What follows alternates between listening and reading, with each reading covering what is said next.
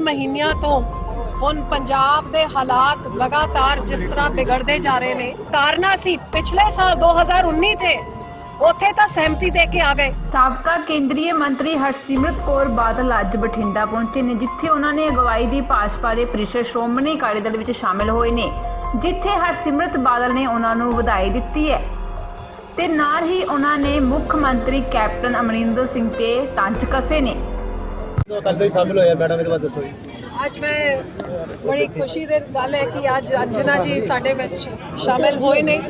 ਬਹੁਤ ਹੀ ਮਿਹਨਤੀ ਤੇ ਅਣਥੱਕ ਵਰਕਰ ਨੇ, ਜਿਨ੍ਹਾਂ ਨੂੰ ਕਈ ਸਾਲਾਂ ਤੋਂ ਮੈਂ ਦੇਖ ਰਹੀ ਹਾਂ, ਸਾਰੇ ਪ੍ਰੋਗਰਾਮਾਂ 'ਚ ਵੀ ਅੱਗੇ ਹੋ ਕੇ ਕੰਮ ਕਰਦੇ ਨੇ, ਲੇਕਿਨ ਆਪਣੇ ਇਲਾਕੇ ਦੀ ਬਹੁਤ ਵਧੀਆ ਤਰੀਕੇ ਦੇ ਨਾਲ ਇਹਨਾਂ ਨੇ ਸੇਵਾ ਕੀਤੀ ਹੈ ਤੇ ਅੱਜ ਉਹ ਸਾਡੇ ਵਿੱਚ ਸ਼ਾਮਿਲ ਹੋਏ ਨੇ। ਮੈਂ ਇਹਨਾਂ ਨੂੰ ਜੀ ਆਇਆਂ ਨੂੰ, ਸਮੂਹ ਉਹਨਾਂ ਦੇ ਸਾਰੀ ਸਾਥੀਆਂ ਨੂੰ, ਆਪਣੇ ਪਰਿਵਾਰ ਸਮੇਤ ਸਾਰਿਆਂ ਨੂੰ ਜੀ ਆਇਆਂ ਨੂੰ ਆਖਦੀ ਹਾਂ ਤੇ ਪਾਰਟੀ ਵਿੱਚ ਪੂਰਾ ਇਹਨਾਂ ਦਾ ਮਾਨ ਸਤਿਕਾਰ ਬਿਲਕੁਲ ਬਰਕਰਾਰ ਰਹੂਗਾ। ਜਿਸ ਤਰ੍ਹਾਂ ਇਹਨਾਂ ਨੂੰ ਮਾਨ ਸਤਿਕਾਰ ਮਿਲਦੇ ਰਿਹਾ ਹੈ, ਅੱਗੇ ਉਸ ਤੋਂ ਵੀ ਵੱਧ ਦੇਣ ਦੀ ਅਸੀਂ ਕੋਸ਼ਿਸ਼ ਕਰਾਂਗੇ ਤੇ ਇੱਕ ਪਰਿਵਾਰ ਹੁਣ ਵੱਡਾ ਹੋਇਆ ਹੈ ਤੇ ਮੈਂ ਅੰਜਨਾ ਜੀ ਤੇ ਸਮੂਹ ਉਹਨਾਂ ਦੇ ਸਾਰੇ ਸਾਥੀਆਂ ਦਾ ਬਹੁਤ-ਬਹੁਤ ਮੈਂ ਧੰਨਵਾਦ ਕਰਦੀ ਹਾਂ ਤੇ ਜੀ ਆਇਆਂ ਨੂੰ ਆਖਦੀ ਭਾਈ ਰੇਲ ਟਰੈਕ ਕਿਸਾਨਾਂ ਨੇ ਖਾਲੀ ਕਰ ਦਿੱਤੇ ਹੈਗੇ ਕੇਂਦਰ ਦੇ ਅੜੀਅਲ ਰਵੱਈਏ ਦੇ ਕਰਕੇ, ਕਿਸ ਤਰ੍ਹਾਂ ਦੇਖਦੇ ਹੋ?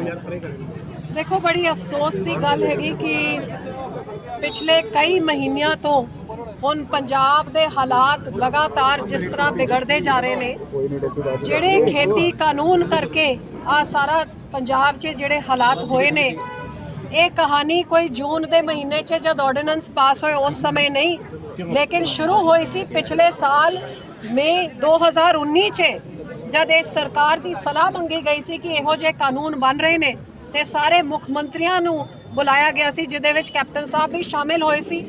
ਅਗਲੀ ਮੀਟਿੰਗ 'ਚ ਵਿੱਤ ਮੰਤਰੀ ਸਾਹਿਬ ਨੀਤੀ ਆਯੋਗ ਦੀ ਮੀਟਿੰਗ ਵਾਸਤੇ ਮੁੰਬਈ ਗਏ ਸੀਗੇ ਤੇ ਲਗਾਤਾਰ ਉਹਨਾਂ ਦੇ ਅਫਸਰ ਜਾਂਦੇ ਰਹੇ, ਲੇਕਿਨ ਜਿਸ ਚੀਜ਼ ਦੀ ਪੈਰਵਾਈ ਤੇ ਦੇਖ ਰੇਖ ਉਹਨਾਂ ਨੇ ਜਿਸ ਚੀਜ਼ ਨੂੰ ਨਿਕਾਰਨਾ ਸੀ ਪਿਛਲੇ ਸਾਲ 2019 'ਚ, ਉੱਥੇ ਤਾਂ ਸਹਿਮਤੀ ਦੇ ਕੇ ਆ ਗਏ। ਜਿਹੜੇ ਕਾਨੂੰਨ ਉਹਨਾਂ ਨੇ ਆਪ ਸੂਬੇ ਵਿੱਚ ਲਾਗੂ ਕੀਤੇ ਹੋਏ ਸੀ, ਕਾਂਗਰਸ ਸਰਕਾਰ ਦੇ ਮੈਨੀਫੈਸਟੋ ਦਾ ਹਿੱਸਾ ਸੀ, ਉੱਥੇ ਸਹਿਮਤੀ ਦੇ ਕੇ ਜਦ ਕੇਂਦਰ ਦੀ ਸਰਕਾਰ ਨੇ ਉਹ ਕਾਨੂੰਨ ਲਾਗੂ ਕੀਤੇ ਤੇ ਲੋਕਾਂ ਵਿੱਚ ਰੋਸ ਪਾਇਆ ਗਿਆ, ਉਸ ਟਾਈਮ ਵੀ ਇਸ ਕਾਂਗਰਸ ਸਰਕਾਰ ਨੇ, ਕੈਪਟਨ ਸਾਹਿਬ ਨੇ ਕੋਈ ਕੋਸ਼ਿਸ਼ ਨਹੀਂ ਕੀਤੀ ਕਿ ਦਿੱਲੀ ਜਾ ਕੇ ਇਹਨਾਂ ਕਾਨੂੰਨਾਂ ਨੂੰ ਪਾਰਲੀਮੈਂਟ ਵਿੱਚ ਆਉਣ ਤੋਂ ਪਹਿਲਾਂ ਆਰਡੀਨੈਂਸ ਨੂੰ ਰੋਕਿਆ ਜਾਏ। ਬਲਕਿ ਮੈਂ ਆ ਕਹਿ ਸਕਦੀ ਹਾਂ ਕਿ ਜਦ ਮੈਨੂੰ 2020 ਦੇ ਮਈ ਦੇ ਮਹੀਨੇ 'ਚ ਤੀਜੇ ਹਫਤੇ 'ਚ ਜਦ ਮੇਰੇ ਕੋਲ ਫਾਈਲ ਆਈ ਐਗਰੀਕਲਚਰ ਮਿਨਿਸਟਰੀ ਦੀ, ਜਿਹਦੇ ਵਿੱਚ ਮੈਂ ਆਪਣਾ ਰੋਸ ਵੀ ਜਤਾਇਆ ਤੇ ਲਗਾਤਾਰ ਆਪਣੀ ਸਰਕਾਰ ਨੂੰ ਕਿਹਾ ਕਿ ਕੋਈ ਇਹੋ ਜਿਹਾ ਆਰਡੀਨੈਂਸ ਜਾਂ ਕਾਨੂੰਨ ਨਹੀਂ ਬਣਨਾ ਚਾਹੀਦਾ ਜਦੋਂ ਤਾਈਂ ਕਿਸਾਨਾਂ ਦੀ ਤੇ ਸੂਬੇ ਦੀ ਸਰਕਾਰ ਦੀ ਉਹਦੇ ਵਿੱਚ ਸਹਿਮਤੀ ਨਾ ਹੋ। ਮੈਨੂੰ ਨਹੀਂ ਪਤਾ ਸੀ ਕਿ ਸੂਬੇ ਦੀ ਸਰਕਾਰ ਸਹਿਮਤੀ ਦੇ ਚੁੱਕੀ ਹੈ। ਬਾਰ-ਬਾਰ ਮੈਨੂੰ ਆਸ਼ਵਾਸਨ ਦਿਵਾਇਆ ਗਿਆ ਕਿ ਪਾਰਲੀਮੈਂਟ ਵਿੱਚ ਆਉਣ ਤੋਂ ਪਹਿਲੇ ਕਿਸਾਨਾਂ ਦੇ ਸਾਰੇ ਸ਼ੰਕੇ ਦੂਰ ਕਰ ਦਿੱਤੇ ਜਾਣਗੇ। ਲਗਾਤਾਰ ਕਿਸਾਨਾਂ ਦੀ ਮੁਲਾਕਾਤ ਐਗਰੀਕਲਚਰ ਮਿਨਿਸਟਰੀ ਤੋਮਰ ਸਾਹਿਬ ਦੇ ਨਾਲ ਵੀਡੀਓ ਕਾਨਫਰੰਸਿੰਗ, ਅੱਗੇ ਪਿੱਛੇ ਕੋਸ਼ਿਸ਼ ਸਾਡੀ ਆਹੀ ਰਹੀ ਕਿ ਪੰਜਾਬ ਜਿਸ ਹਾਲਾਤ ਵਿੱਚ ਅੱਜ ਪਹੁੰਚ ਗਏ, ਇਸ ਹਾਲਾਤ ਨੂੰ ਨਾ ਬਣਾਇਆ ਜਾਏ।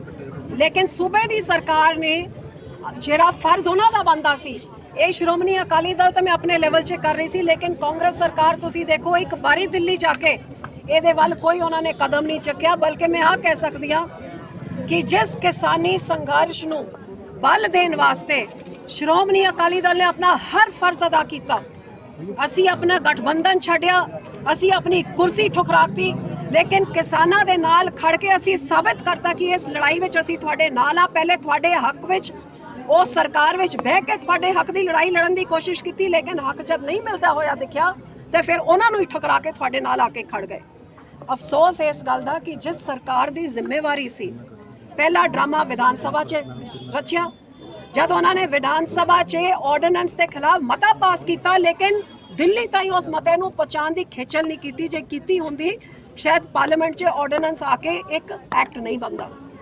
ਦੂਜਾ ਡਰਾਮਾ, ਜਿਹੜੇ ਉਹਨਾਂ ਦੇ ਐਮਪੀਆਂ ਨੇ ਜਦ ਵੋਟਿੰਗ ਦਾ ਸਮੇਂ ਆਇਆ, ਭਾਵੇਂ ਉੱਥੇ ਬਟਨ ਵਾਲੀ ਵੋਟਿੰਗ ਨਹੀਂ ਸੀ, ਲੇਕਿਨ ਆਵਾਜ਼ ਵਾਲੀ ਵੋਟਿੰਗ ਹੁੰਦੀ ਹੈ, ਕੋਈ ਬਿੱਲ ਵੋਟਿੰਗ ਤੋਂ ਬਿਨਾਂ ਪਾਸ ਨਹੀਂ ਹੁੰਦਾ, ਲੇਕਿਨ ਵੋਟਿੰਗ ਦੇ ਸਮੇਂ ਆਮ ਆਦਮੀ ਤੇ ਕਾਂਗਰਸ ਪਾਰਟੀ ਵਾਕਆਊਟ ਕਰਕੇ ਇੱਕ ਤਰ੍ਹਾਂ ਦੇ ਨਾਲ ਸਹਿਮਤੀ ਜਤਾਈ ਤੇ ਮਦਦ ਕੀਤੀ ਭਾਜਪਾ ਸਰਕਾਰ ਦੀ। ਤੇ ਤੀਜਾ ਡਰਾਮਾ ਰਚਿਆ ਗਿਆ, ਜਿਹੜਾ ਹੁਣ ਵਿਧਾਨ ਸਭਾ 'ਚ ਕਿਹਾ ਕਿ ਅਸੀਂ ਇਸ ਕਾਨੂੰਨ ਨੂੰ ਰੱਦ ਕਰਦੇ ਹਾਂ। ਰੱਦ ਕੀ ਕੀਤਾ ਹੈ? ਰੱਦ ਤਾਂ ਕੁਝ ਕੀਤਾ ਹੀ ਨਹੀਂ, ਲੇਕਿਨ ਇਹ 'ਚ ਅਮੈਂਡਮੈਂਟ ਪਾਤੀ ਉਸ ਦਿੱਲੀ ਦੇ ਕਾਨੂੰਨ ਵਿੱਚ ਕਿ MSP ਤੋਂ ਘੱਟ ਕੋਈ ਝੋਨਾ ਤੇ ਕਣਕ ਖਰੀਦੂਗਾ ਤਾਂ 3 ਸਾਲ ਦੀ ਸਜ਼ਾ ਹੋਊਗੀ। MSP ਤੋਂ ਘੱਟ ਸਰਕਾਰ ਖਰੀਦੀ ਹੋਈ ਨਹੀਂ ਹੈਗੀ ਤੇ ਇਸ ਅਮੈਂਡਮੈਂਟ ਨੂੰ ਵੀ ਅੱਜ ਤਾਈਂ ਕਾਨੂੰਨ 'ਚ ਨਹੀਂ ਬਦਲਾ ਗਿਆ। ਸੋ ਹਰ ਪੱਖੋਂ ਲੋਕਾਂ ਨੂੰ ਕੱਲੇ ਗੁੰਮਰਾਹ ਕਰਨ ਦੀ ਕੋਸ਼ਿਸ਼ਾਂ ਕੀਤੀਆਂ ਜਾ ਰਹੀਆਂ ਨੇ। 10-15 ਦਿਨ ਪਹਿਲੇ ਐਲਾਨ ਕੀਤਾ ਸੀ 2 ਦਿਨਾਂ 'ਚ ਕੋਇਲਾ ਖਤਮ ਹੋ ਜਾਊਗਾ ਤੇ ਹਨੇਰਾ ਹੋ ਜਾਊਗਾ ਪੰਜਾਬ 'ਚ। ਦਿੱਲੀ ਵਿੱਚ ਇੱਕ ਤਮਾਸ਼ਾ ਦਾ ਰੂਪ 'ਚ ਦਿਖਾਵੇ ਦੇ ਧਰਨਾ ਕਰਕੇ ਆਏ, ਲੇਕਿਨ ਰੇਲ ਮੰਤਰੀ ਨੂੰ ਮਿਲਣ ਵਾਸਤੇ ਐਮਪੀਆਂ ਨੂੰ ਭੇਜਦਾ। ਹੁਣ ਐਮਪੀਆਂ ਦੀ ਕੀ ਸਟੇਟਸ ਹੁੰਦੀ ਹੈ ਜਿਹੜਾ ਸਰਕਾਰ ਦੇ ਵੱਲੋਂ ਕੀ ਆਸ਼ਵਾਸਨ ਦਿਲਾ ਸਕਦੇ ਆ? ਜਾ ਕੇ ਸਮਾਂ ਸੀਗਾ ਲੜਨ ਵਾਸਤੇ ਆਪਣੇ ਕਿਸਾਨ ਜਿਨ੍ਹਾਂ ਨੂੰ ਵਿਚਾਰਿਆਂ ਨੂੰ ਯੂਰੀਆ ਨਹੀਂ ਮਿਲ ਰਿਹਾ, ਜਿਨ੍ਹਾਂ ਨੂੰ DAP ਦੇ 100 ਰੁਪਏ ਵੱਧ ਪੈਸੇ ਦੇਣੇ ਪੈ ਰਹੇ ਨੇ, ਜਿਨ੍ਹਾਂ ਨੂੰ ਬਿਜਾਈ ਦੇ ਸਮੇਂ ਅੱਜ ਕੱਟ ਲੱਗ ਰਹੇ ਨੇ ਬਿਜਲੀ ਦੇ, ਜਿਨ੍ਹਾਂ ਨੂੰ ਇਹ ਸਾਰੀ ਦਿੱਕਤਾਂ ਆ ਰਹੀਆਂ ਨੇ, ਉਹਨਾਂ ਦੀ ਆਵਾਜ਼ ਬਣ ਕੇ ਮੁੱਖ ਮੰਤਰੀ ਨੂੰ ਦਿੱਲੀ ਜਾ ਕੇ ਰੇਲ ਮੰਤਰੀ ਦੇ ਸਾਹਮਣੇ ਹਰ ਤਰ੍ਹਾਂ ਦੇ ਆਪਣਾ ਦਬਾਅ ਪਾਣਾ ਸੀ ਕਿ ਕਿਸਾਨਾਂ ਨੇ ਧਰਨਾ ਚੱਕ ਲਿਆ, ਤੁਸੀਂ ਪੰਜਾਬ 'ਚ ਬੰਦੀ ਹੋਈ ਚੀਜ਼ਾਂ ਭੇਜੋ ਤੇ ਇੱਥੇ ਦਾ ਵਪਾਰ ਵੀ ਅੱਗੇ ਪਿੱਛੇ ਟ੍ਰੇਨ ਦੇ ਰਾਹੀਂ ਸ਼ੁਰੂ ਹੋਏ। ਲੇਕਿਨ ਆਹ ਕੁਝ ਨਹੀਂ ਕੀਤਾ, ਇੱਕ ਦਿਖਾਵੇ ਦਾ ਧਰਨਾ ਕਰਕੇ ਮੁੱਖ ਮੰਤਰੀ ਸਾਹਿਬ ਵਾਪਸ ਆ ਗਏ। ਅੱਜ ਪੰਜਾਬ 'ਚ ਅਫਸੋਸ ਹੈ ਕਿ ਇੱਕ ਫਾਰਮ ਹਾਊਸ ਵਾਲੀ ਸਰਕਾਰ, ਦਿਖਾਵੇ ਵਾਲੀ ਸਰਕਾਰ ਝੂਠੇ ਲਾਰੇ ਲਾ ਕੇ ਝੂਠੀ ਸਵਾਹ ਕਰਕੇ ਲੋਕਾਂ ਨੂੰ ਗੁੰਮਰਾਹ ਕਰਕੇ ਆ ਜਾ ਕੇ ਬਹਿ ਗਈ ਹੈ ਤੇ ਪੰਜਾਬ ਦਾ ਜਿੰਨਾ ਬੇੜਾ ਕਰਕੇ ਅੱਜ ਵਪਾਰ ਠੱਪ ਹੈ, ਦੁਕਾਨਦਾਰ ਦੁਖੀ ਹੈ, ਕਿਸਾਨ ਸੜਕਾਂ 'ਤੇ ਉਤਰਿਆ ਹੋਇਆ ਹੈ। ਕਰੋਨਾ ਦੀ ਮਹਾਮਾਰੀ ਤੋਂ ਲੋਕੀ ਆਪਣੇ ਜਾਨ ਆਪ ਦੇ ਆਪ ਬਚਾਈ ਜਾ ਰਹੇ ਨੇ, ਸਰਕਾਰ ਕੁਝ ਨਹੀਂ ਕਰ ਰਹੀ। ਇਹ ਪੰਜਾਬ ਦੇ ਹਾਲਾਤ ਕਿੰਨੀ ਦੇਰ ਇਸ ਤਰ੍ਹਾਂ ਚੱਲ ਸਕਦੇ ਨੇ? ਇਹ ਸੁੱਤੀ ਹੋਈ ਸਰਕਾਰ ਨੂੰ ਜਗਾਉਣ ਦੀ ਲੋੜ ਹੈ। ਮੈਂ ਉਮੀਦ ਕਰਦੀ ਹਾਂ ਹੁਣ MCA ਦੇ ਇਲੈਕਸ਼ਨ ਆਉਣਗੇ, ਪਹਿਲੇ ਤਾਂ ਲੋਕੀ ਠੋਕ ਕੇ ਇਹਨਾਂ ਨੂੰ ਜਵਾਬ ਦੱਸਣ ਕਿ ਇਹਨਾਂ ਨੇ ਕੀ ਵਿਕਾਸ ਕੀਤਾ ਹੈ, ਕੀ ਨਹੀਂ ਕੀਤਾ, ਪੰਜਾਬ ਦੇ ਕੀ ਹਾਲਾਤ ਕਰਤੇ ਨੇ। ਜਦ ਮੌਕਾ ਆਉਂਦਾ ਹੈ ਤੇ ਕਦੇ ਬਾਰਡਰ ਪਾਰ ਦੁਸ਼ਮਣਾਂ ਦੀ ਗੱਲ ਕਰਦੇ ਨੇ, ਨੂਰਾ ਕੁਸ਼ਤੀ ਕੇਂਦਰ ਦੀ ਸਰਕਾਰ ਨਾਲ ਕੈਪਟਨ ਸਾਹਿਬ ਖੇਲੀ ਜਾ ਰਹੇ ਨੇ। ਜਿਹੜੇ ਕਾਨੂੰਨ ਕੇਂਦਰ ਲਾਉਂਦੀ ਹੈ ਕੈਪਟਨ ਮੋਹਰ ਲਾ ਦਿੰਦਾ ਹੈ, ਦਿਖਾਵਾ ਕੁਝ ਹੋਰ ਕਰਦਾ ਹੈ ਤੇ ਉੱਥੇ ਸਹਿਮਤੀ ਆਪੇ ਆਪ ਜਤਾਈ ਜਾ ਰਹੇ ਨੇ। ਇਹ ਸਾਰਿਆਂ ਨੂੰ ਨਜ਼ਰ ਮੇਰੇ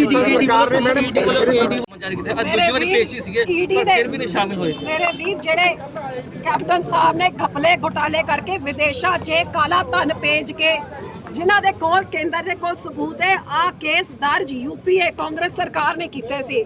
4 ਸਾਲਾਂ 'ਚ ਕੈਪਟਨ ਸਾਹਿਬ ਦੇ ਪਰਿਵਾਰ ਨੂੰ ਕਿਸੇ ਨੂੰ ਬੁਲਾਇਆ ਨਹੀਂ ਗਿਆ, ਠੰਡੇ ਬਸਤੇ 'ਚ ਪਾ ਕੇ ਰੱਖੇ ਕਿਉਂਕਿ ਕੈਪਟਨ ਸਾਹਿਬ ਕੇਂਦਰ ਦੇ ਹਰੇਕ ਇਸ਼ਾਰੇ 'ਚ ਨੱਚਦੇ ਰਹੇ ਨੇ, ਉਹਨਾਂ ਦੀ ਕੰਮ ਕਰਦੇ ਰਹੇ। ਮੈਨੇ ਅੰਦਰ ਹੋ ਕੇ ਦੇਖਿਆ ਹੈਗਾ। ਤੇ ਅੱਜ ਜਦ ਕੈਪਟਨ ਸਾਹਿਬ ਨੇ ਦਿਖਾਣਾ ਹੁੰਦਾ ਹੈ ਕਿ ਜੀ ਮੇਰੇ ਖਿਲਾਫ ਮੈਂ ਕੁਝ ਕੇਂਦਰ ਦੇ ਖਿਲਾਫ ਕਰ ਰਹਾ ਹੈ, ਮਹਾਰਾਜ ਜੀ ਸਮਨ ਭੇਜ ਦਿੰਦੇ ਨੇ। ਇਹ ਵੀ ਸਾਰੀ ਉਹਨਾਂ ਦੀ ਰਲੀ ਮਿਲੀ ਭੁਗਤ ਚੱਲ ਪੇਸ਼ ਹੋਣਗੇ। ਜਦ ਮਿਲੀ ਭੁਗਤ ਦੇ ਨਾਲ 4 ਸਾਲ ਚੜਾਏ, 4 ਸਾਲ ਤੱਕ ਕੇਸ ਖੋਲੇ ਨਹੀਂ। ਮੈਡਮ 2022 ਮੈਡਮ ਲਾਸਟ ਕੈਪਟਨ ਸਾਹਿਬ ਬਿਲਕੁਲ ਰਲੇ ਮਿਲੇ ਨੇ ਦਿੱਲੀ ਦੇ ਨਾਲ।